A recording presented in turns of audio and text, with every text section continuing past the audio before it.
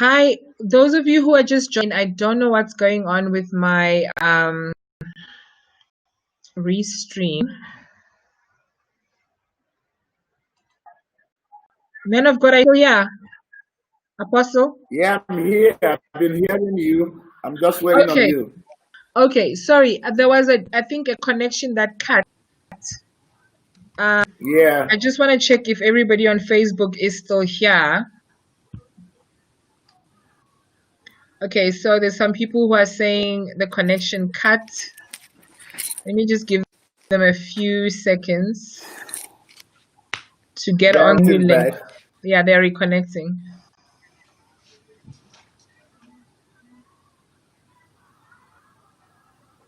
Try and free.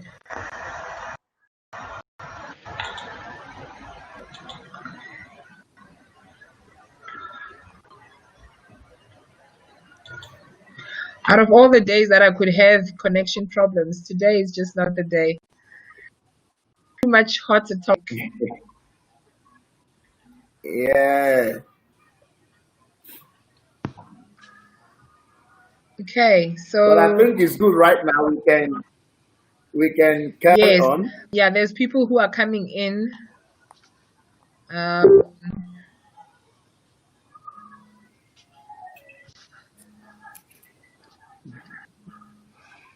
Okay. Okay, so I don't know why I can't see myself. I can't see myself in your live. Yeah, somebody was actually saying the same thing on the connection, that they can't see Dr. Adams for some reason. I've not been able to see his face. You miss him too much, right? I'm telling you. Let me share this broadcast to my normal page. The principality. I agreed to you.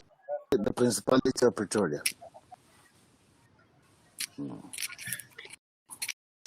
Please bear with me. Just use the live one now currently, and share that to my page so that I can see. They say my camera is off. Facebook. Minister George was actually sharing this.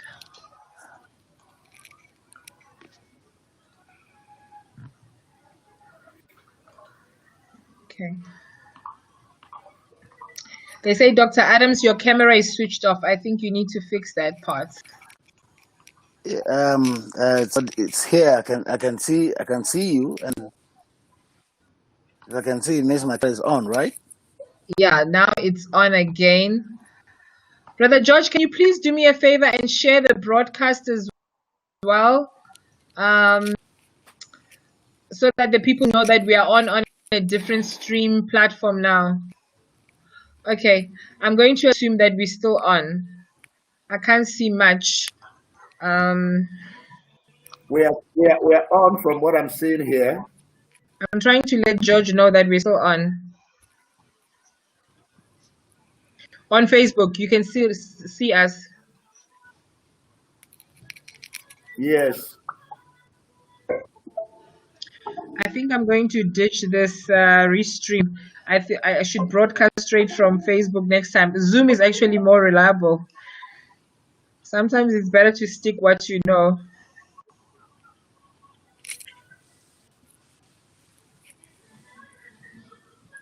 I'm sure with time they will get it right. Yeah.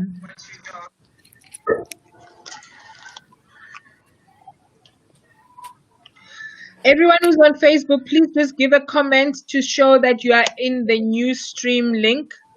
Okay, yeah, George says that they are on the new stream. I see people are coming back. Please share the broadcast once more. Let's continue from where we left off. I think we were talking about the issue of inferiority complex. How do we deal with inferiority complex, especially when the other party is a professional? And I think this problem often comes through when you are a female and maybe married to a professional, sorry, a man who is not necessarily having all those degrees. And I saw a comment from Brother George on Facebook to basically say, leave your degrees by the door when you come back from work. And you need to obviously consult with your partner when you come in. Kiku, bonjour. Hey, bonjour, ça va? Ça va bien, merci. Please let us know, how do we deal with an issue where a man feels inferior when Wow. in a relationship? Guys, say hi to Kiku on your comments. Okay, hi everybody. My name is Kiko Experience. Thank you very much for having me on this platform, and I greet the various guests as well. Greetings to all of you. You are loaded with knowledge and power. I'm going to add a little bit of my little wisdom, if I can call it wisdom, to that question. All right. I've been watching and following since the start, and obviously the discussion has evolved a lot. And you're asking me the question, how does a man deal with that issue in particular? For me, it's an issue of identity. If the man does not know who he is, he's going to have that as an issue. You see, I personally believe in the principle of Ephesians 5:25, where it says that men, you are to love your wives as Christ loved the church. By doing so, it is then possible and expected that the woman will then submit herself to the man's authority. So if we do not practice the love as Christ has, it will be very difficult to get the woman to submit, because love conquers all fear. You get what I'm saying? So if we have spoken also on communication, it is vital to communicate to an extent of being truthful. And by saying that you have to share, open in your communication by being truthful, I'm trying to say it in a way that you are transparent.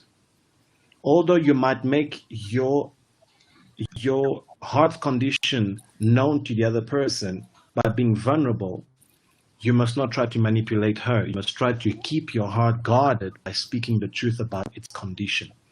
Hopefully, in a way that if there is conflict between the two of you, it can soften her heart, because we also spoke of offense. Offense is a very good thing because it shows you what you actually have in your heart. And marriage or a relationship of that type is like a mirror, because it's to show you who you are once you start to find confrontational issues between the two of you. So you have to find a common ground to discuss your issues, to discuss your insecurities in a way that is constructive. The one thing that sabotages relationship is the fact that you allow other people between you guys. And it could be people, it could be an object, it could be a circumstance that comes between the two of you that actually gets the nucleus no longer to be protected. Because as you come together, you have to agree to protect your journey, which is going forward. For example, I could be in a relationship with someone and her insecurities are getting in the way of us now between the two of us. It would be her responsibility to deal with her insecurities so that the future of the two of us is protected, so that we can move forward. Do you understand what I'm saying? Gotcha. So love is the first principle. You have to love each other. The man has to love her like Christ loved the church, so that she cannot submit to the man. And I think based on that act, the challenges that we face in relationships should be able to be brought to an even keel and be able to progress further. That's what I'd say. Guys, did you hear that? Be truthful, be transparent, soften her heart. And I think for me, you get so much out of a woman. I've always said, I've read so many books. People are saying women are complicated. Women are not complicated. Women just want to be loved. And if you love them, submission is just automatic. I know Dr. Adams has a lot to say about that. Just to take the discussion further, and I want to bring in some types of sabotage actions that I want us to just ponder on. Are you the kind of person that takes things personally, right? When you take things personally in a relationship, for example, you make everything to be about yourself instead of your partner. And that for me is one of the ways that we can self-sabotage relationships. A relationship is really about two committed people who are ready to give selflessly. And I want us to ask ourselves this question, all the listeners, especially the ladies as well. Don't be selfish. If you're selfish, it can easily result in conflict and communication problems. Another way that we can self-sabotage ourselves is when you always feel like you're the victim in all the fights that you're going to have arguments, you're going to have fights, but do you always feel like you're the victim? What kind of script are you reading to yourself, that makes you feel like a victim all the time? Another thing, and this might be very minor, and I want Kiku for you to touch on these topics that I'm relating to now. A woman who's always late or a man who's always late, how does that affect you? I mean, I know that I've dated somebody at some point, it used to drive them nuts. You don't keep the small promises about just showing up on time for an appointment, or say you're going to text and you don't text, you're not on time. That for me can also sabotage. For me, it's cool. I don't make an issue about it, but there are people who actually get very icked about it when you don't do these things, And for women, I must also say that when a man says you're going to text or you'll get back to me later, what does later mean? You know what I mean? So that we don't step on each other's toes. Another way of self-sabotage that I want you to talk about is when you tear yourself down, right?